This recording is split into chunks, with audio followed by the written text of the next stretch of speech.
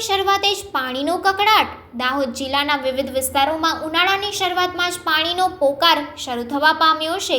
ઉનાળાના આકરા તાપમાં ગ્રામ્ય વિસ્તારમાં મહિલાઓ અને નાના બાળકો ખુલ્લા પગે દિવસભર માથે વજનદાર બેડા ઊંચકી પાણી ભરવા મજબૂર બન્યા છે। દાહોદ શહેરના ખરેડી, દેલસર, ભાઠીવાડા સહિતના સ્માર્ટ સિટી દાહોદની આસપાસ વસેલા અંતરિયાળ ગામોમાં પરિસ્થિતિ ખૂબ જ દયનીય છે।